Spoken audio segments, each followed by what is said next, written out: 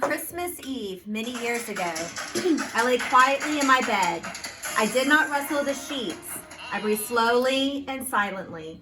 I was listening for a sound a friend had told me I'd never hear, the ringing bells of Santa's sleigh. "There is no Santa," my friend had insisted, but I knew he was wrong. Late that night, I did hear sounds, though not of ringing bells. From outside came the sounds of hissing steam and squeaking metal. I looked through my window and saw a train standing perfectly still in front of the house.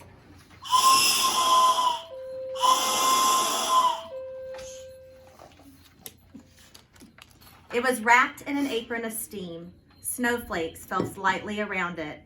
A conductor stood at the open door of one of the cars. He took a large pocket watch from his vest, then looked up at my window. I put on my slippers and robe, and I tiptoed downstairs and out the door. "All aboard!" the conductor cried out. I ran up to him. "Well," he said, "are you coming?" "Where?" I asked. "Why, to the North Pole, of course," was his answer. "This is the Polar Express." I took his outstretched hand, and he pulled me aboard. No light could be seen. We traveled through cold, dark forests, where lean wolves roamed and white-tailed rabbits hid from our train as it thundered through the quiet wilderness.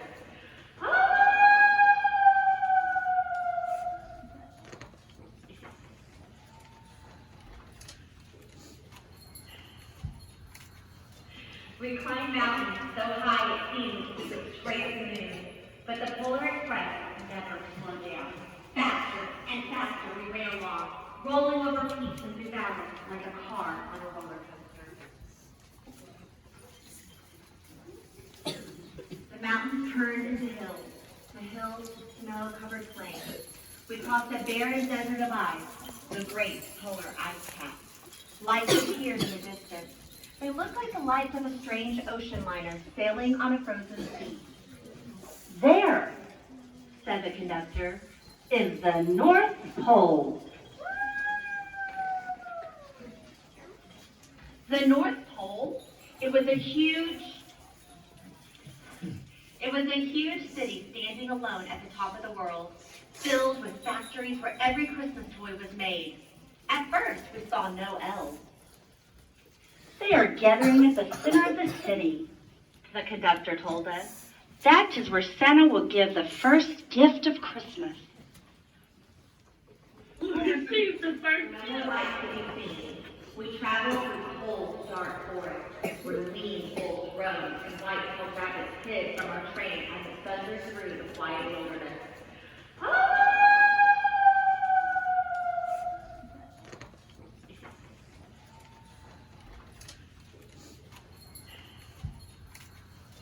We climbed mountains so high it seemed we could scrape the moon. But the Polar Express never slowed down. Faster and faster we ran along, rolling over peaks and through valleys like a car on a roller coaster. The mountains turned into hills, the hills to snow-covered plains. We crossed a barren desert of ice, the great polar ice cap. Lights appeared in the distance. They looked like the lights of a strange ocean liner sailing on a frozen sea. "There," said the conductor, "is the North Pole." The North Pole? It was a huge city standing alone at the top of the world, filled with factories where every Christmas toy was made. At first, we saw no elves. "They are gathering at the center of the city," the conductor told us. "That is where Santa will give the first gift of Christmas." Received the first gift.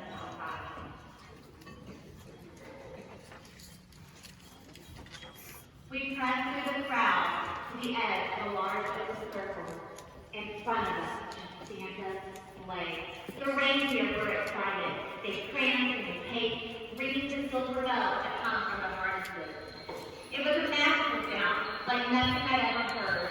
Across the circle, the elves were in the park, and Santa appeared outside.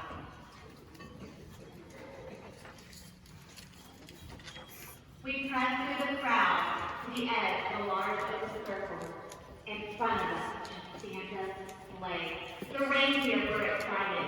They pranced and they paced, ringing the silver bells that come from the harnesses. It was a massive sound, like nothing I'd ever heard. Across the circle, the elves blew apart and Santa appeared. Now, what would you like for Christmas? I knew that I could have any gift I could imagine, but the thing I wanted most for Christmas was not inside Santa's giant bag. What I wanted more than anything was one silver bell from Santa's sleigh. When I asked, Santa smiled. Then he gave me a hug and told an elf to cut a bell from the reindeer's harness. The elf tossed it to Santa. He stood, holding the bell high above him, and called out, The first gift of Christmas. A clock struck midnight as the elves roared their approval. Santa handed the bell to me, and I put it in my dark pocket. The conductor helped me down from the sleigh. Santa shouted out the reindeer's name and cracked his whip. His team charged forward and climbed into the air. Santa circled once above us and disappeared into the cold, dark, polar sky.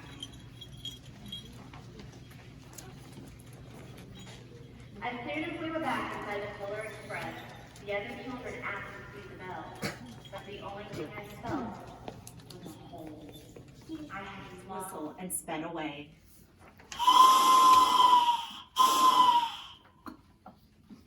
On Christmas morning, my little sister Sarah and I opened our presents. When it looked as if everything had been unwrapped, Sarah found one last small box behind the tree. It had my name on it. Inside was a silver bell, and there was a note. Found this on the seat of my sleigh. Fix that hole in your pocket. Signed. Mr. C. I shook the bell. It made the most beautiful sound my sister and I had ever heard. But my mother said, "Oh, that's too bad," Yes, said my father. it's broken. When I had shaken the bell, my parents had not heard a sound.